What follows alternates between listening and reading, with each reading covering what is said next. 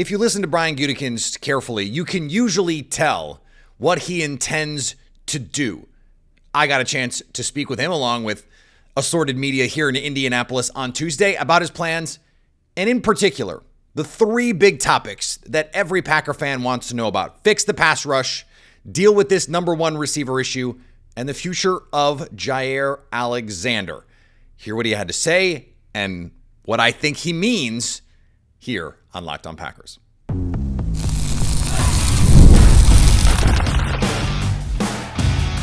You are Locked On Packers, your daily Green Bay Packers podcast. Part of the Locked On Podcast Network, your team every day.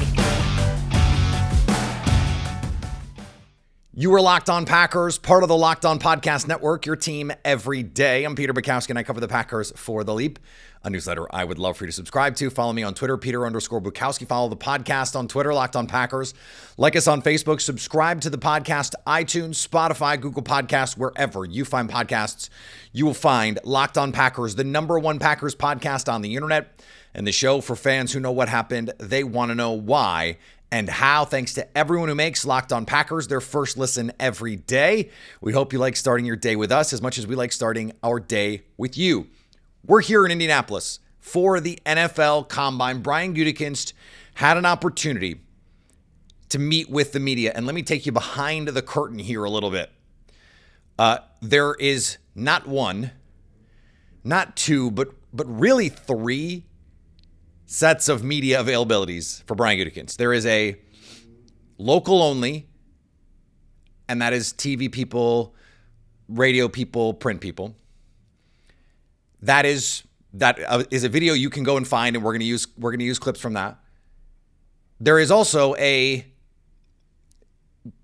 not truly on background because you can use the quotes, but you're not going to find video of it. I don't know why they do that, but they do. And then there is the at the combine, at the podium, every GM is out there, not at once, but he's answering questions from everybody. So if you're from, Bears media, you can show up. If you're just a draft person, you can show up. And so that brings a little bit of a different flavor in what the questions are and what the veins of all those things are. So we have to piece together all of it because, the local media, there were questions from the local media. Hello. In the main presser. Okay. Sausage is now been made. What did they talk about? Well, I want to start with the Jaire Alexander of it all because there is the least of me to play of Brian Gutekunst talking. He was not asked about it in the main setting. He was asked about it in a different kind of way in the local on-camera setting. And then there is this other situation, and that's where the media's reporting came. And you can go read it from Tom Silverstein, but there's nothing secret about this. The Packers are going to meet with John Thornton, the agent for Jaire Alexander, and figure out the next step in the process.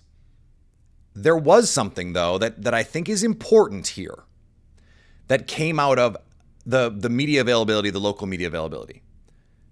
Brian Gutekunst was asked about Jaire Alexander's career and then was asked about if he thinks Jaire Alexander wants to be in Green Bay. Here's what he said. Well, obviously, he's been here a long time. He's been an elite player for a number of years. I think the past few years have been very frustrating for him, and certainly for us too, just because you want players like that on the field consistently, and when you can't be because of injuries, that's a tough thing on a player. I know he's doing everything he can to be out there, but I think the last few years haven't been where we wanted to be only because of injury. But obviously, very, very talented player. Do you get the sense that Jaire wants to stay for Green Bay Packers? Yeah, he's never said anything differently, and I think he loves Green Bay. He's always got a lot of energy when he's in the building. I think he's still around, So, again, we'll work through that as we go through the offseason and see where that leads. So Jaire Alexander, at least for what Brian Gutekunst wants to say publicly, has not asked to be traded. That is an important piece here.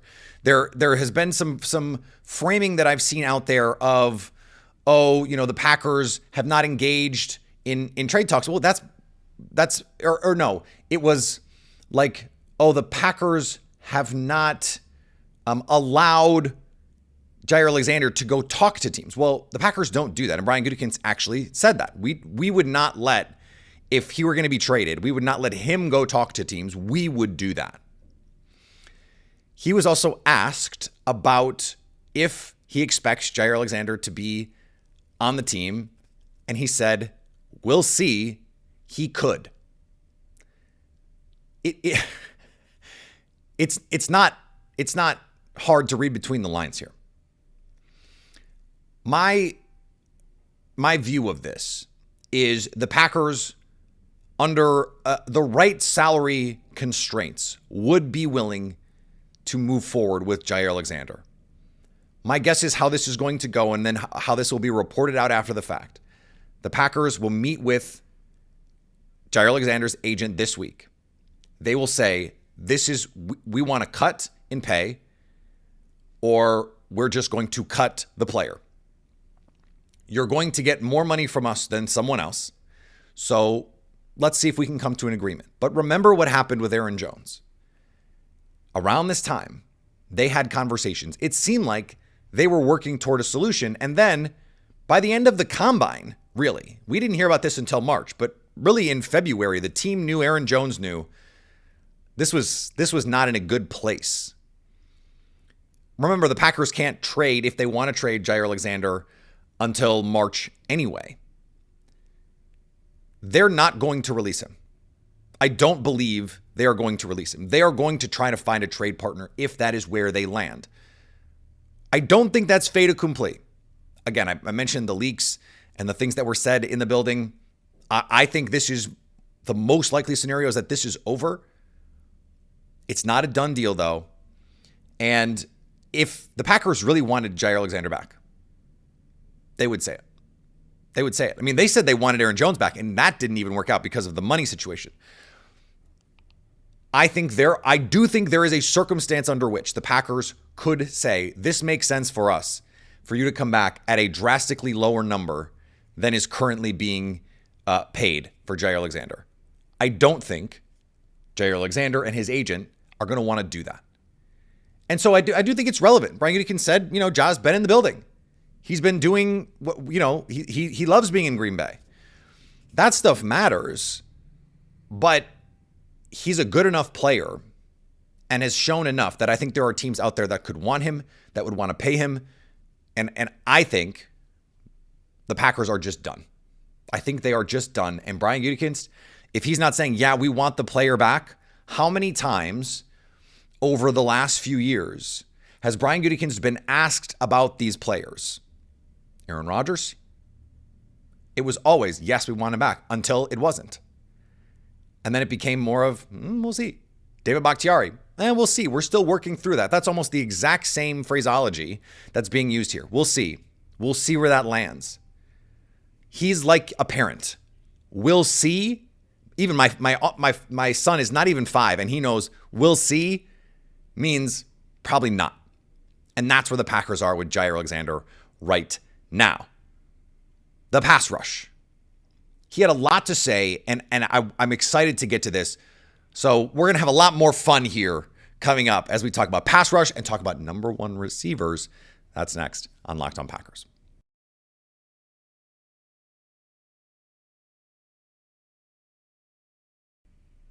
We know the Packers were not satisfied with the state of their pass rush.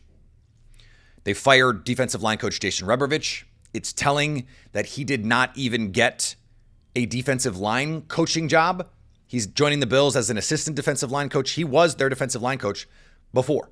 So he couldn't even have the job that he used to have.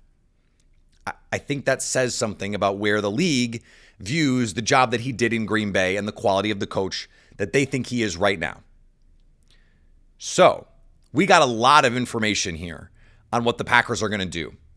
Here is Brian Gutekunst talking about how they view the pass rush and what they want to get out of it. Yeah, I think the biggest thing, and we talked a little bit about it earlier, is just the fact that we need to affect the quarterback with 4. And how we do that will kind of remains to be seen. But we had good moments last year, but it just needs to be more consistent. It needs to be able to control the game when we need to control the game and finish games off. And again, I'm excited about the guys we have in the room. We'll see if we add to it. But that's got to get better if we're going to accomplish our goals that we want to accomplish in this season. Okay. That leads to an intuitive question in my mind. Where do you get it? Do you have to go outside of your norms to get it? A smaller player, potentially. Do you want to adjust to Jeff Hafley? I mentioned this, 100 times, it seems, this offseason. Some smaller players have worked in this defense on the edge. The Packers don't seem interested in doing that. Here's what Brian said about that. Yeah, in Green Bay, we've never really been a big scheme. We don't. Obviously, we know what our scheme is. We know the subtleties in that. I think we've always tried to. Our process has been about getting the kind of players that can play in any scheme. I think you got to be really careful about when you're selecting players that are one scheme fits, because that stuff can change. I mean, it can change with our staff, and we can what we started out doing at the beginning of the year last year. As Half got familiar with what we could and couldn't do, and injuries play a part in that, then we adjust. So you got to have versatile players. You got to have guys that can do everything. So our process has been in place kind of almost 30-some years now. And again, we're aware of our schematic differences than other teams, but it doesn't play a huge role in how we go about it. Okay, well, you have players on your roster who are supposed to be that guy. You're supposed to be getting that production from big, strong, fast Lucas Van Ness. Brian Gutekunst seems pretty confident that they're going to get that. It was important for all our guys, including Lucas. I think, again, we talked a little bit about we need to affect the quarterback more in our front 4, which is 4 players, and Lucas is a big part of that. So he does everything he can. He's everything you want in a professional as far as his work ethic and what he puts into it, and I expect him to take a big jump this year. But if they don't get it from Lucas Van Ness, they're going to have to add. Here's where I think the question is really important. How do you balance finding a player who can help right now? And I'm talking about the draft specifically, because we'll see what happens with the trade market. I frankly don't think the trade market is going to be as robust as Packer fans would like it to be. Let's put it that way. But how do you balance what a player can be for you now versus what he can be for you in year 2 and year 3. And yes, this is, in a lot of ways, a Lucas Van Ness question. If you think he's going to be year 3, awesome. How much is that worth versus a player who might be pretty good, not as good as what you think Lucas Van Ness could be? Like, if you think a player can get to an A, but in year 3, how valuable is that versus a player who is a B, maybe a B+, but could be ready to go year 1? Well, hey, look, I get to ask the questions, so I did. Yeah, I think it's an individual case. Each guy's different. Obviously, you want them to be ready as fast as they can be, but at the same time, it's a tough league, and there's a development period that's always going to happen for all these guys. So yeah, you're balancing everything from kind of where they're at now, where you kind of feel their end game is, and obviously, whatever player we bring in, we want them to get there as fast as we can. But again, it takes time.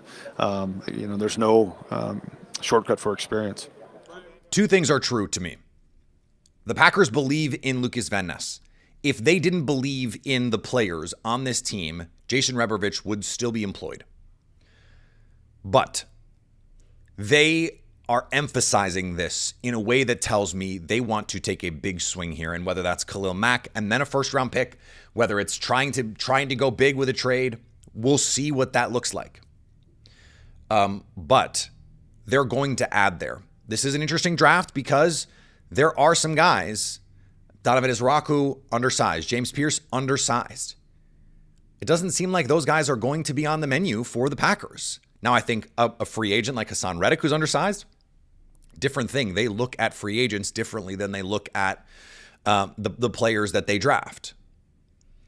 So does that change the way they feel about someone like Princely Umam-Nielen? Does he have to be up the boards a little bit because the guys like James Pierce and Ezraku from Boston College are just not big enough for them. They're just not going to be Packers type players. My expectation is, and history tells us, if you want a quality pass rusher, a high-end pass rusher, you have to get that guy in the first round. That's just where these guys exist almost exclusively. Whether it's an end, and maybe, and this is sort of where I'm leaning right now. Brian Gutekunst talked about world theory. God only made so many guys that big who can move like that. Where I'm starting to believe, and if you ask me today, and I've been here for about a month, where I think defensive tackle in the first is the most likely scenario because they have Rashawn Gary, who they love. They have high expectations for what Lucas Van Ness can be. They got a lot of production out of Brenton Cox. They like Kingsley Enagbare, though he's going to have to get a contract here shortly. They believe in, and this was part of the stuff that was, a separate media gaggle. So I don't have a clip for you, but they believe in Devontae Wyatt as a long-term piece of this team. They believe in Quay Walker as long-term pieces of this team.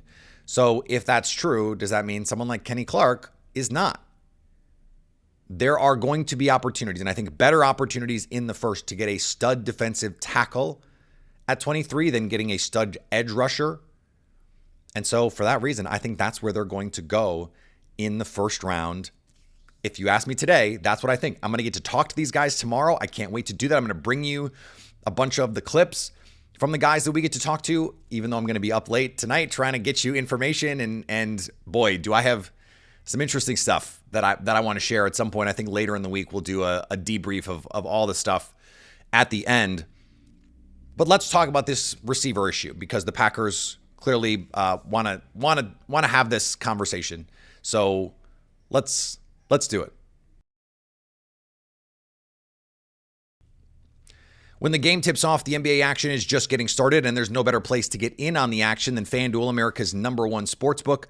With FanDuel, you can place live bets throughout the game, so even if you miss the opening tip-off or want to bet on a fourth quarter comeback, you can stay in the action. And if you're looking for a bigger payout, you can even combine live bets into a same-game parlay. I love using FanDuel's live betting feature because it keeps every moment of the game exciting. Whether I'm backing my team for a late-game rally or picking a player to hit a clutch three, I never feel like I missed my chance. Plus, the app is easy to use, and when you win, you get paid instantly.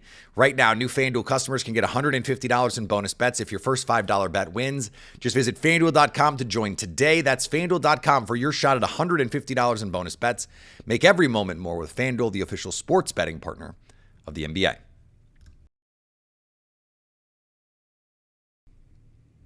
So did Brian Gutekunst hear what Josh Jacobs had to say? Yes, of course he did.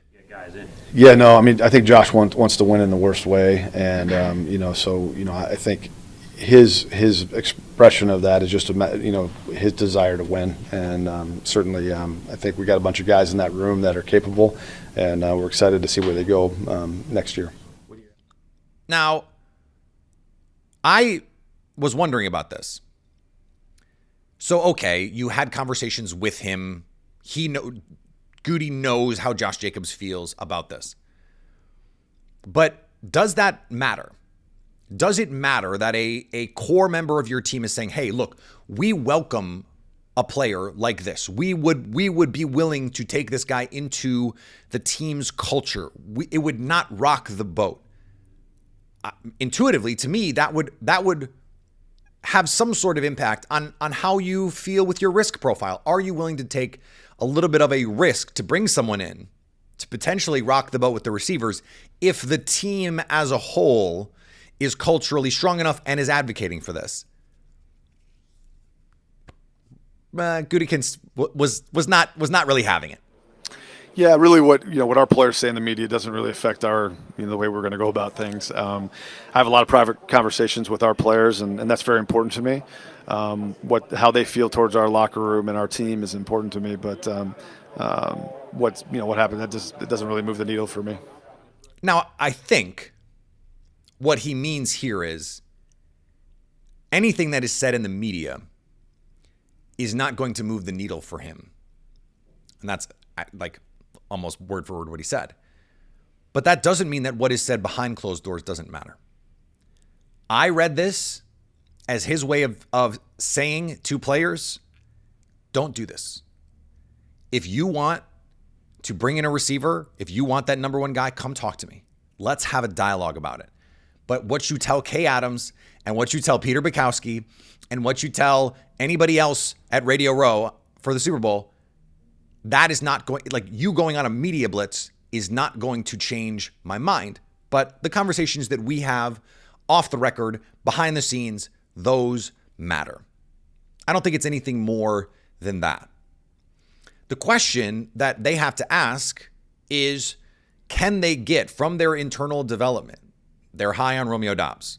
Khalil Shakir just got 4 years, 60. That's probably in the range that the Packers would sign Romeo Doubs for if they were going to extend him. That's like market value. Do you want to do that? I don't know. That seems like a lot of money to me.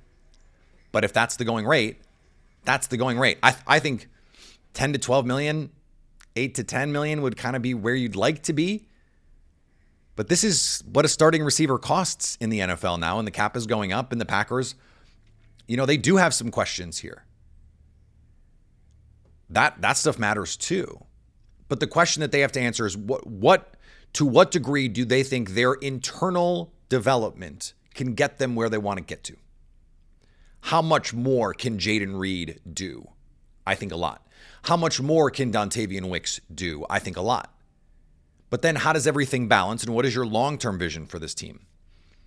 Here's the last piece of this to me is, what level of investment do you need to have to get this group where you want it to get to? We know the Packers do not draft receivers in the first round. But, this is the first time I can remember, and if you remember a different time, please correct me, but this is the first time I can ever remember Brian Gutekunst answering the question this way when asked about drafting a receiver in the first round. It's funny. It's never been like a philosophical thing we've talked about through my time in Green Bay, which goes back quite a while. It's never been something, hey, like we don't want to take wide receivers in the first round. There were certainly opportunities we've had that we thought that was going to happen, and for whatever reason it didn't. But at the same time, we've had a lot of second-round receivers that have been pretty good players for us.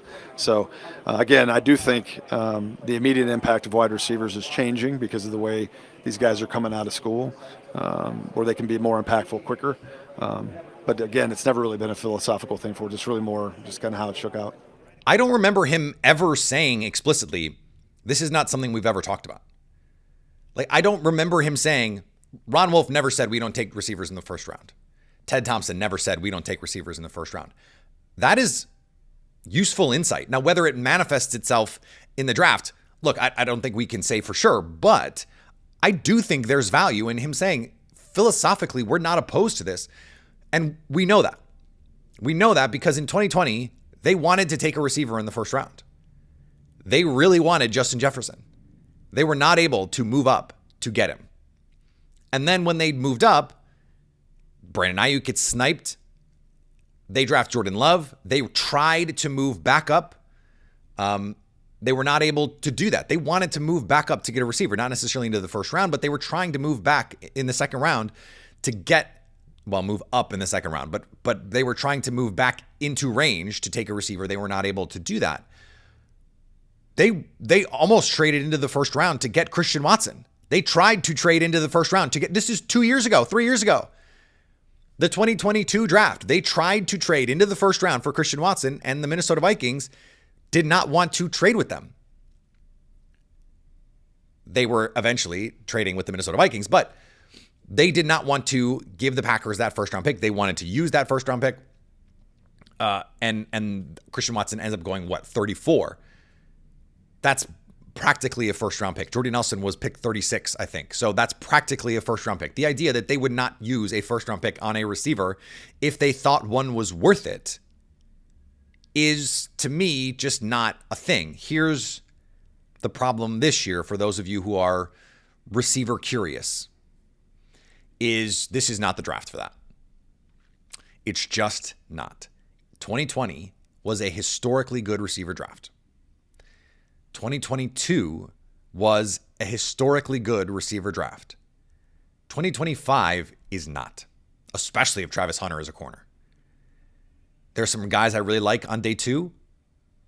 That's where the Packers, I mean, you heard Brian Gutekunst say they've had a lot of success on day 2. That's true.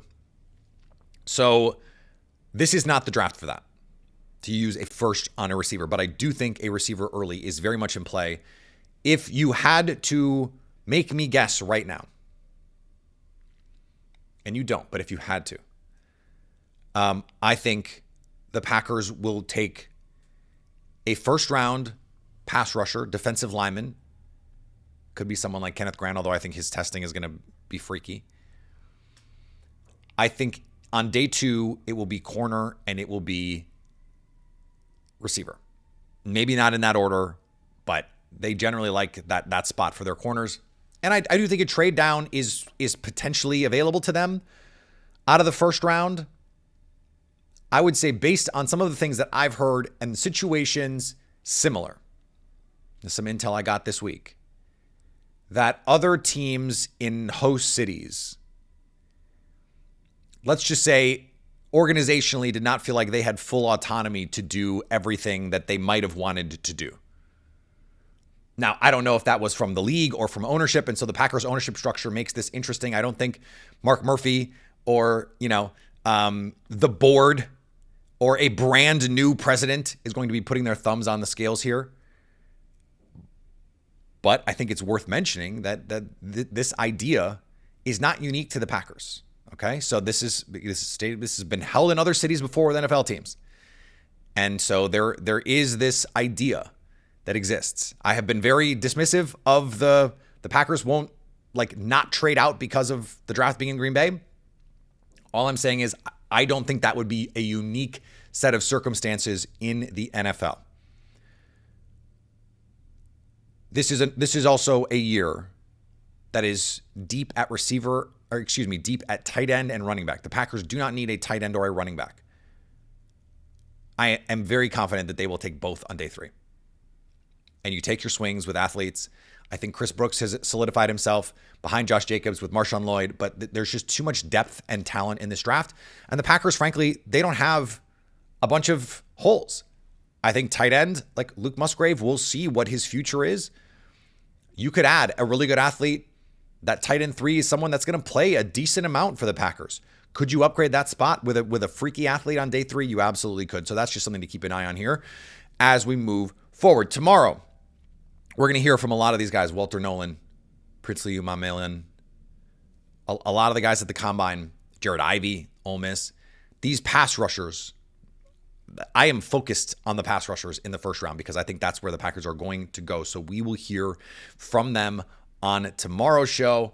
I'm back on Thursday, so as we get set for our Friday show, we will have the dump of information that I'm able to get and things that people are talking about, Packers, all that kind of good stuff. That's coming up later in the week on Locked On Packers. Follow me on all the social medias. Peter_Bukowski. Been posting less because I've been busy.